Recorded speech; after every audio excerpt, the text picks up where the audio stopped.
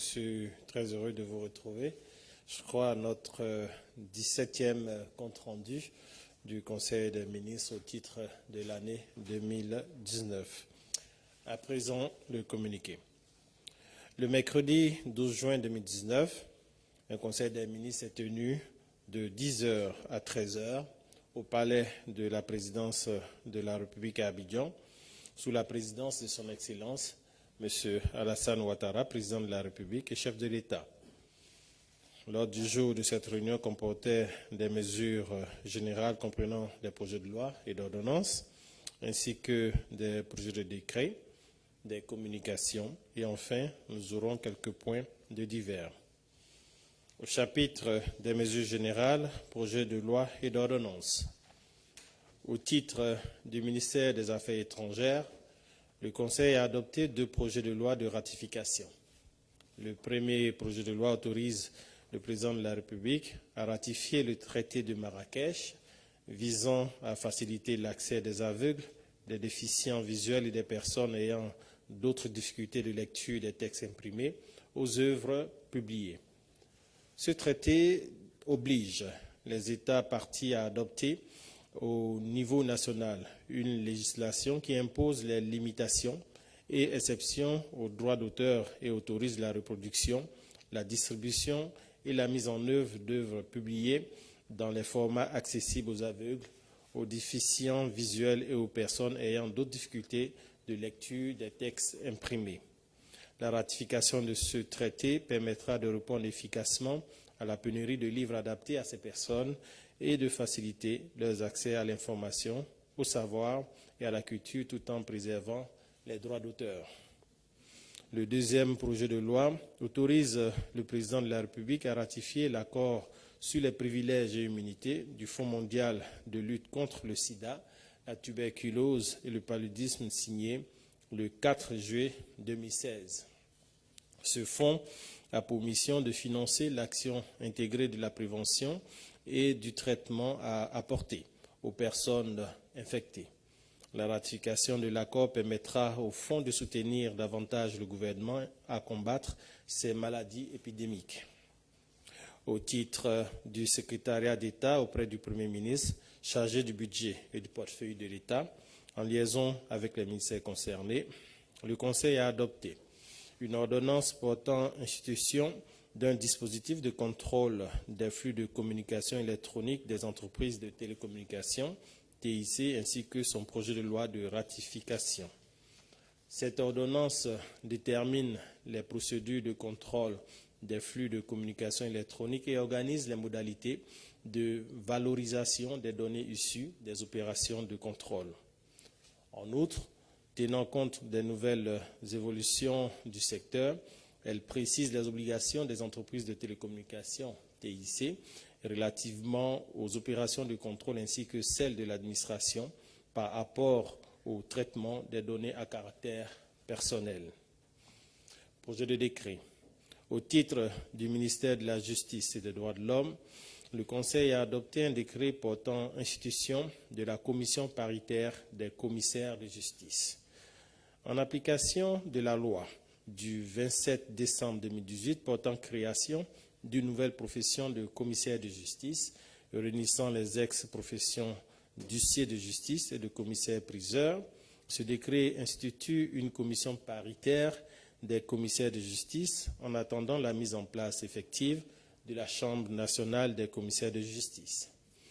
Il détermine les organes de la commission paritaire, établit sa composition et organise les modalités de son fonctionnement. La commission exercera les attributions de la Chambre nationale des commissaires de justice durant la période transitoire d'adaptation nécessitée par la mutation des 2 activités en une seule fonction.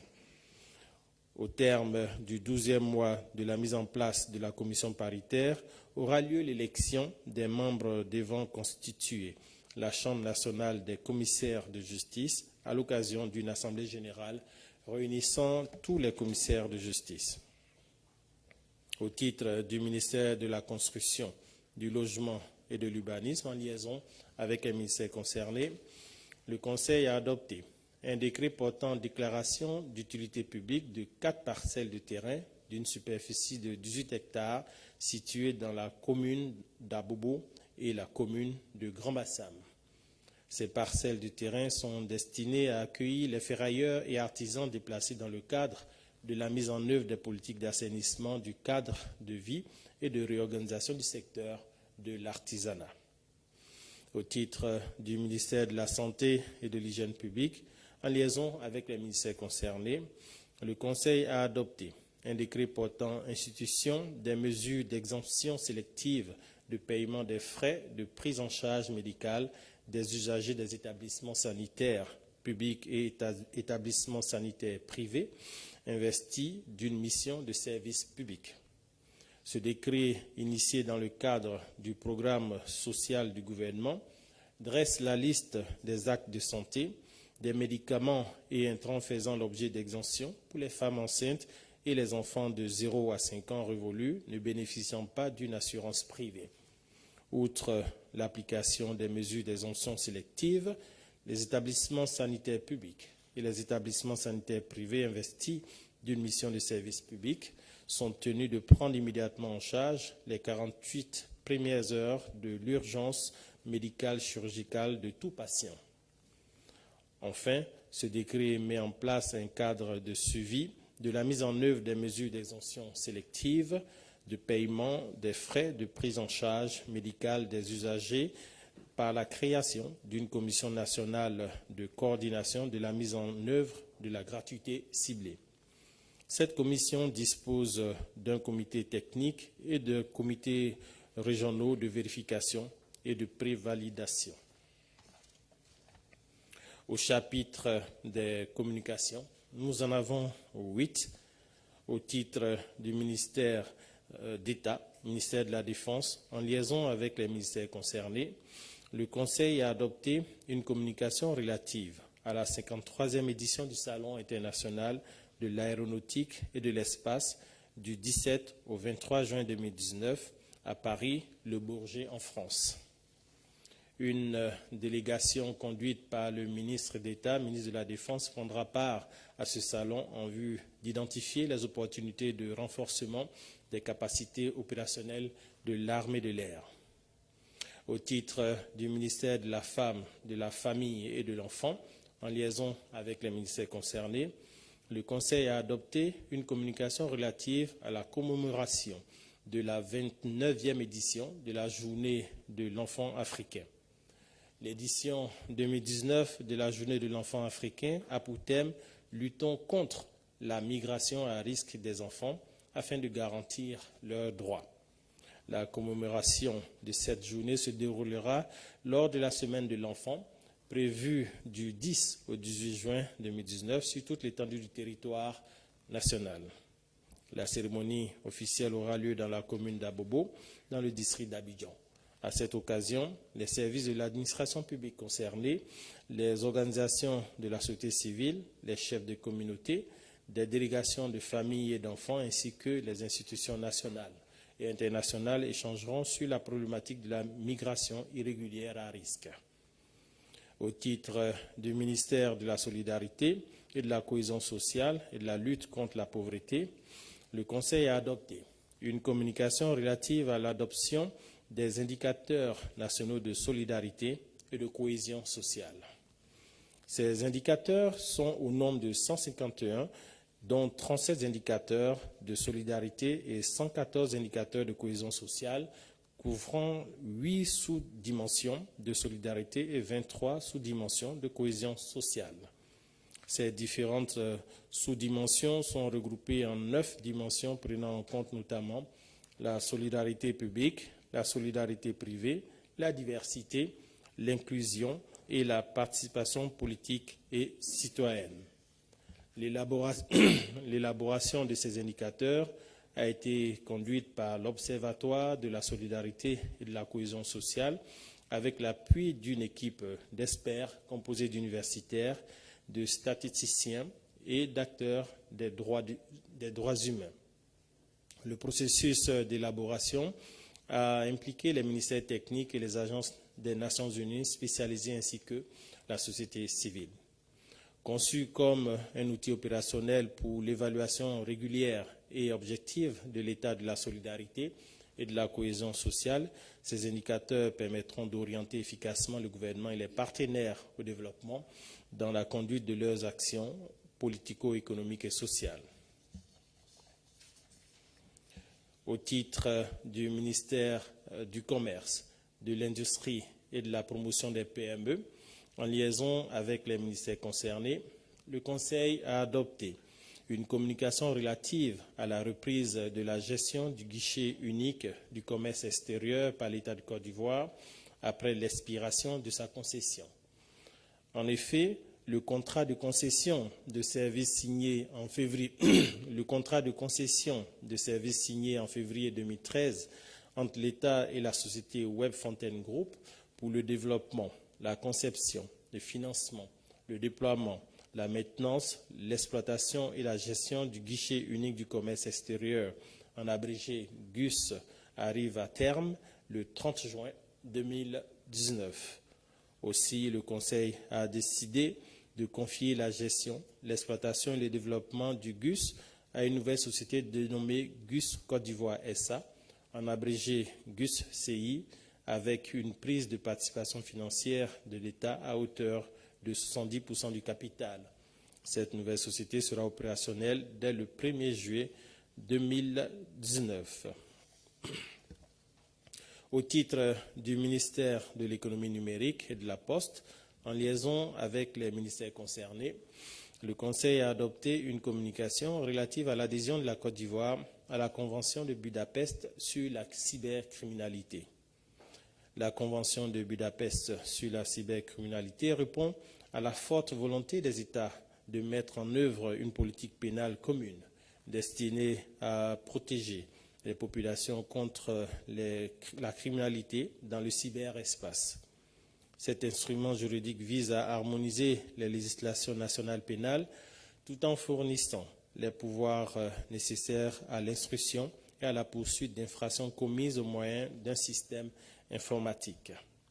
L'adhésion de notre pays à la Convention de Budapest témoigne de sa forte implication dans la lutte contre la cybercriminalité et de son attachement à la coopération internationale en matière de cybersécurité. Au titre du ministère des Sports, en liaison avec les ministères concernés, le Conseil a adopté une communication relative au financement des compétitions sportives pour l'année 2019. Le budget global destiné à la gestion des équipes nationales et des grands événements sportifs prévus au calendrier de l'année 2019 est estimé à 9,826 milliards de francs CFA. Suite au lancement des différentes compétitions internationales, le Conseil a validé la répartition du budget entre les différentes fédérations sportives. Au titre du secrétariat d'État auprès du Premier ministre chargé du budget et du portefeuille de l'État, le Conseil a adopté une communication relative au document de programmation budgétaire et économie pluriannuelle, en abrégé DPBEP 2020-2022. Le document de programmation pluriannuelle 2020-2022 présente les orientations budgétaires pour les 3 prochaines années, conformément au principe de la pluriannualité introduit avec l'adoption du budget programme. Il indique notamment les ressources budgétaires, les projections de dépenses budgétaires et les principaux domaines d'intervention de l'État sur la période 2020-2022.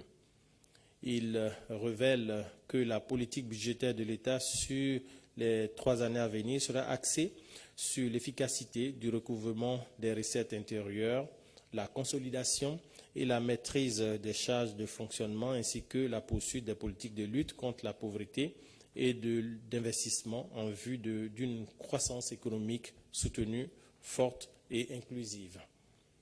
Ainsi, le budget de l'État pour l'année 2020 est prévu pour s'établir en ressources et en charges à 8 048,4 milliards, soit une hausse de 9,8% par rapport au niveau du budget actuel de l'État. Ce niveau devrait continuer de s'accroître pour atteindre 9 283,1 milliards de francs CFA en 2022. La programmation budgétaire sur ces 3 années prend appui sur la priorité du gouvernement pour l'enseignement, la santé, l'emploi, le logement, l'accès à l'eau potable et à l'électricité, avec un accent particulier sur le renforcement de la sécurité et de la lutte contre le grand banditisme.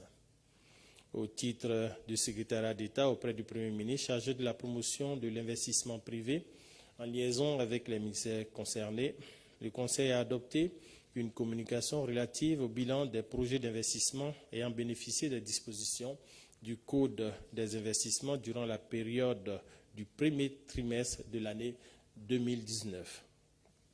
Au cours de la période du 1er au 31 mars 2019, 41 entreprises, tous régimes confondus, ont obtenu un avis favorable pour bénéficier des dispositions du Code des investissements pour un montant total d'investissement projeté estimé à 65,77 milliards de francs CFA et des prévisions de création de 942 emplois permanents.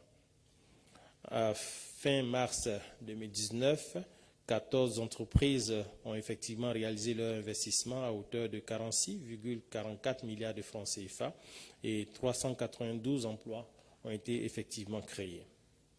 Mesdames et messieurs, enfin, nous allons adresser les points notés dans le cadre des divers. À cet effet, nous avons le plaisir d'annoncer la visite du président de la République portugaise, Son Excellence Marcelo Rebelo de Sousa, qui visite la Côte d'Ivoire pour une visite d'État du 12 au 14 juin. Nous avons aussi la chance de recevoir la visite officielle du président du Sénégal du 20 au 22 juin 2019, Son Excellence le président Macky Sall. Un dernier point au titre des divers, nous avons le président de la République a fait une déclaration solennelle relativement à la déclaration maladroite et inopportune de l'ancien président Henri Konan Bédié pour prendre les Ivoiriens à témoin, nos concitoyens à témoin. En effet, nul n'est supposé être au-dessus de la loi et les uns et les autres devraient en tenir compte et mesurer par conséquence leurs propos et leur attitude au vu de la sensibilité du contexte de cohésion nationale et de vivre ensemble que nous souhaitons pour notre nation. À cet effet, il faut quand même qu'il y ait des lignes rouges à ne pas dépasser dans les propos des uns et des autres. Et nonobstant les appétits politiques et les intérêts égoïstes des uns et des autres, nous appelons toute la communauté politique et la communauté nationale à préserver le minimum, c'est-à-dire la cohésion sociale et le vivre ensemble tel que prôné par le président Félix Houphouët-Boigny et opérationnalisé d'ailleurs dans le programme du gouvernement par le président de la République et le premier ministre Amadou Koulibaly. Donc c'est une forte annonce et un appel pressant que nous lançons à l'attention de tous les différents acteurs nationaux et les leaders d'opinion pour œuvrer pour la cohésion sociale et la solidarité entre les différentes communautés nationales. Mesdames et messieurs, ceci étant fait, nous allons aborder le chapitre des questions sur le contenu du Conseil des ministres de ce jour.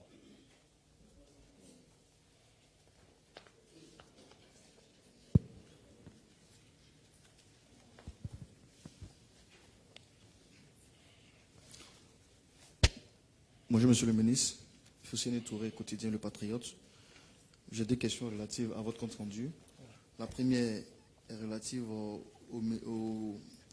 mesures du ministère de la Santé concernant l'exonération des intrants dans le cadre du programme social. Vous avez dit que, si j'ai bien entendu, que les urgences sont prises gratuitement en charge dans les 48 heures qui suivent. En fait, je voulais que vous reveniez sur cette mesure.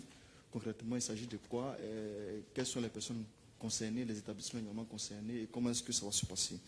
Et tout à l'heure, dans les divers, vous indiquez que le président de la République a fait une déclaration suite à la sortie du président du PDCI. Pourrais-je savoir dans quel cadre le président a fait cette déclaration? Est-ce qu'on peut avoir la teneur de cette déclaration du président de la République dont vous parlez tout à l'heure? Merci, monsieur le ministre. Vous vous souviendrez, cher ami, que les coûts de santé, de façon générale, la répartition des coûts de santé sont supportés aussi bien par l'État et les différents ménages, les différentes personnes qui sollicitent les prestations de santé. Du fait de la crise post-électorale, le gouvernement avait pris une décision salvatrice qui consistait à la gratuité de certaines prestations. Et donc, il s'est avéré nécessaire de faire un réajustement en ciblant certains postes pour pouvoir permettre aux différents établissements sanitaires qui rendaient ces prestations à équilibrer leur charge de fonctionnement, mais bien sûr tout cela étant pour la plus grande part supporté par l'État de Côte d'Ivoire. Donc c'est un peu ce dispositif que le ministère de la Santé a introduit à validation auprès du Conseil des ministres. Relativement à la problématique de la déclaration du chef de l'État, il n'y a pas de propos spécifiques à donner. Nous sommes tous, pour la plupart, un peu interloqués par rapport aux propos d'un ancien chef de l'État, qui est supposé être un homme d'État. Quand on a exercé une fonction à un certain niveau, on doit avoir de la mesure et surtout œuvrer pour la cohésion sociale, œuvrer pour le vivre ensemble. Donc les propos qui ont été tenus, nous n'aurons pas la personne qui les a tenus. Les propos qui ont été tenus appellent à la dislocation du tissu social, à la cohésion, à la dislocation du tissu de solidarité qui existe déjà en Côte d'Ivoire. Donc c'est un appel pressant qui est lancé à son auteur et à tous ceux qui voudraient suivre cette voie pour leur faire comprendre qu'en Côte d'Ivoire, nul n'est au-dessus de la loi, quel que soit son statut. Et donc tout le monde peut s'attendre à répondre au devant de la loi au vu des règles qui régissent le bon vivre ensemble en communauté. Donc, autant nous avons été choqués, autant le chef de l'État lui-même a été choqué, et c'est un appel du cœur qu'il a lancé à l'attention de tous les concitoyens. Merci beaucoup. Olivier Dion à l'intelligence d'Abidjan. C'est par ici, monsieur le ministre? Oui, allez-y, je vous en prie. J'ai deux questions. La première concerne le décret pris en Conseil des ministres instituant une commission paritaire des commissaires de justice. Est-ce que ce décret prévoit le nombre de membres de cette commission paritaire? La deuxième question, vous avez parlé de la création d'une nouvelle société, GUS CISA, dont l'opérationnalité est prévue pour le 1er juillet 2019. Est-ce qu'on peut avoir une idée des responsables de cette société, c'est-à-dire le directeur général, le président du conseil d'administration et le capital de cette société? Merci.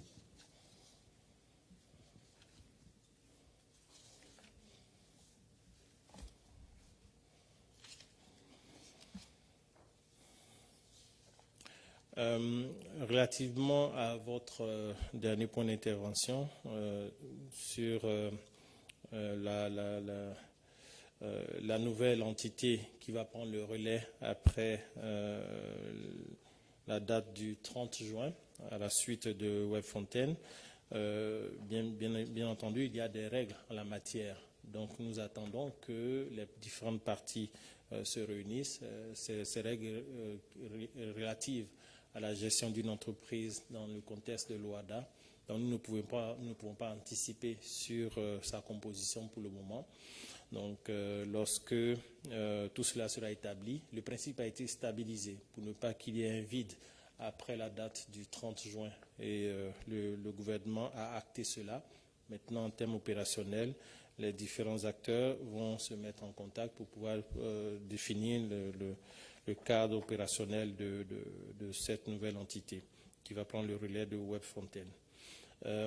Votre question sur les commissaires de justice, c'était quoi précisément?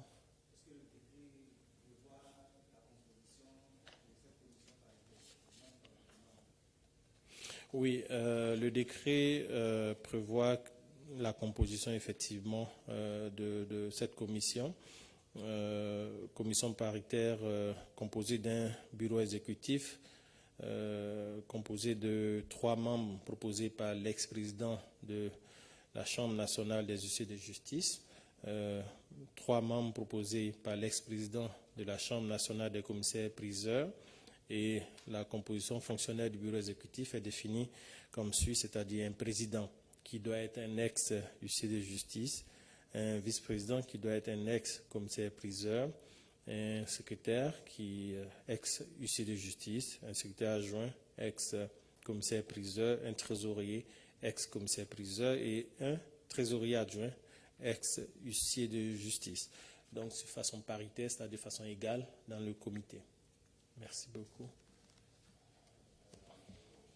Pierre Pinto, RFI. Oui. J'ai une question sur le GUS aussi. Pourquoi est-ce que la gestion du guichet unique du commerce extérieur revient dans le giron public? Et une question concernant le ministère de la Solidarité et ses indicateurs de la solidarité et de la cohésion sociale. Est-ce que vous pouvez nous en dire plus là-dessus? À quoi ça sert? Ça donnera lieu à quoi? Est-ce qu'il y aura un rapport annuel pour suivre un peu l'évolution de ces indicateurs? Est-ce que ça existe ailleurs? Voilà, merci. Merci.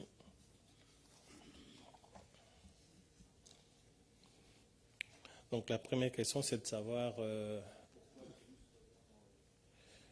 vous savez... Non. L'État prend une participation, on peut le dire sous cet angle, dans l'actionnariat de ce nouveau dispositif. Mais ce dispositif, il y aura tout de même le privé, puisque l'État aura toujours besoin de d'autres acteurs pour opérationnaliser ce qui a été mis en place par ailleurs par l'ancienne Web Fontaine. Donc ce sera une collégialité de gestion dans l'actionnariat, l'État, 70% pour l'État de Côte d'Ivoire et 30% pour l'actionnaire privé qui va être désigné à l'occasion. Relativement aux indicateurs nationaux de solidarité, une des questions majeures à laquelle nous étions confrontés, c'était la qualité, surtout la fiabilité des indicateurs qui étaient annoncés pour mesurer la cohésion sociale. Donc, les différentes parties prenantes se sont retrouvées après plusieurs mois de travaux pour définir de façon consensuelle ce qui conviendrait d'apprécier lorsqu'on parlera de niveau d'indicateurs de la cohésion sociale et de la solidarité. Dans les termes ou en termes je peux même dire quelques indicateurs, dans la matrice des indicateurs, vous avez, à titre d'exemple, au niveau de la sécurité intérieure, vous pourriez avoir le niveau de criminalité qui sera un des indicateurs, l'indice général d'Ivoiriens de sécurité, le ratio de gendarmes par population, au niveau des droits humains, le nombre de personnes victimes des violences basées sur le genre. Ce sont autant d'indicateurs appréciés d'un point de vue national par toutes les parties prenantes qui nous permettraient d'apprécier la sensibilité pour que nous sachions, quand nous disons que nous sommes à un indice de X, on sait ce que ça veut dire, on sait ce à quoi ça se rapporte. D'autres questions sur le Conseil? Viviane Aïmer, TI1.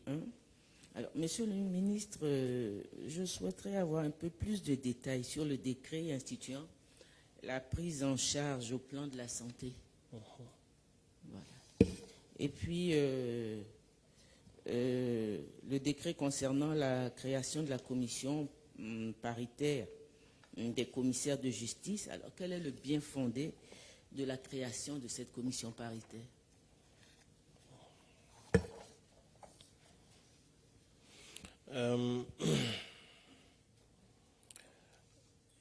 Il s'agit ici, relativement à la commission paritaire, il s'agit de la mise en œuvre, l'application d'une loi adoptée en 2018, loi portant création de la nouvelle profession de commissaire-priseur. Donc, je pense que c'est une évolution positive de notre droit qui oblige maintenant à fusionner les métiers d'huissier de justice et de commissaire-priseur. C'est une évolution positive de notre droit. Et donc, c'est uniquement l'opérationnalisation de cette loi qui est mise en œuvre, mais il est bien entendu que lorsque des métiers disparaissent pour créer de nouveaux autres métiers, il y a une période transitoire qui doit être gérée et la procédure inscrite au niveau de la loi, c'était que soit mise en place une commission paritaire des deux corps qui permettrait de porter le projet sur une période d'1 année, à l'issue de laquelle une élection viendrait réinstituer ce corps dans un ensemble unique. C'est ce qui concernait ce dossier de la commission paritaire. Relativement au décret portant institution des mesures d'exemption, c'est bien ça? Je pense que j'ai donné suffisamment de détails, mais bon, je ne sais pas quels sont les éléments. La problématique, pour faire résumer, c'est que l'État a pris une décision à la sortie de crise pour rendre gratuit les prestations de santé. Mais quand vous rendez gratuit les prestations de santé dans les différents établissements sanitaires, quelqu'un supporte quelque part les coûts. Voilà, et donc, il est bien entendu que dans la gestion des charges que génère un établissement sanitaire, il y a les salaires, il y a l'entretien des locaux, il y a les achats et renouvellement du matériel. Et donc, ce sont autant d'éléments qui ont été réappréciés pour ne pas déséquilibrer le fonctionnement traditionnel des établissements qui opérationnalisent la gratuité. Il a été décidé de revoir le dispositif pour que certaines charges soient adressées directement par l'État de Côte d'Ivoire et d'autres par ailleurs par ceux qui n'y ont pas droit. Voilà. Donc il y a une répartition, un rééquilibrage des coûts au niveau de la prise en charge des frais générés par les établissements sanitaires. D'autres questions sur le conseil? Monsieur le ministre, allez-y. Je suis Ténébé Ousmane du quotidien Génération Nouvelle. Monsieur le ministre, je veux évoquer les 18 hectares qui seront faits pour les ferrailleurs. Je pense que j'estime qu'il s'agit de la casse à Bobo et à Grand Bassam. Est-ce qu'on peut avoir des informations plus précises sur le lieu? Et puis, à partir de quand cet espace peut être occupé? Et puis, avec votre permission, je vais ajouter une deuxième question. Elle concerne le sport. Le financement 2019 du budget que vous venez de rendre public tout à l'heure. Est-ce qu'on peut avoir celui de l'année dernière? Cela nous permettra de faire une idée sur l'évolution de ce budget-là. Merci, monsieur le ministre.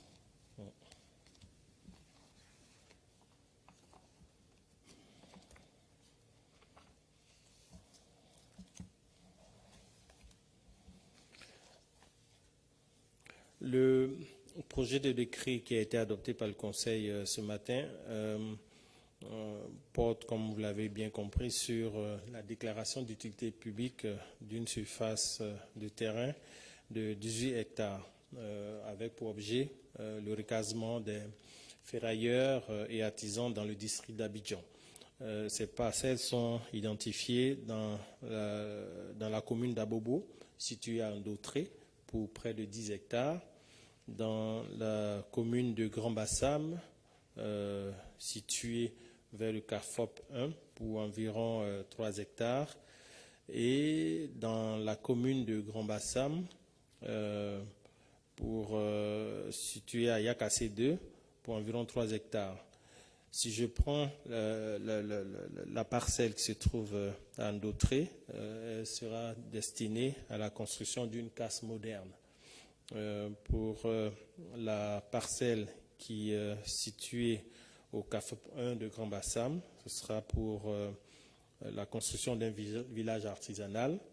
Et pour ce qui est de Yakassé 2, toujours dans la commune de Grand Bassam, la parcelle de 3 hectares là-bas destinée sera pour la construction d'un village artisanal de vannerie.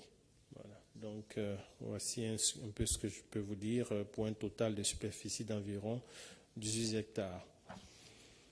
Relativement à la dotation pour le financement des compétitions sportives pour l'année 2019. Je n'ai malheureusement pas de chiffre pour 2018, donc je ne pourrais pas vous communiquer ce chiffre. Peut-être tout à l'heure, nous essaierons de collecter le chiffre auprès de mon collègue et nous partagerons l'information. Merci beaucoup. Sur le conseil. Monsieur le ministre, Vincent Duhem de Jeune Afrique, une petite précision. Est-ce que le chef de l'État a officiellement réagi aux déclarations d'Henri Konan-Bédier? Et si oui, quels sont les propos précis? Ou est-ce que le cas a été évoqué seulement en conseil? Le cas a été évoqué en conseil. Maintenant, nous suivrons l'actualité en espérant que les uns et les autres reviennent à la raison. Mais en tout cas de cause, ceci n'est pas acceptable de la part d'un chef d'État, un ancien chef d'État. Des questions diverses.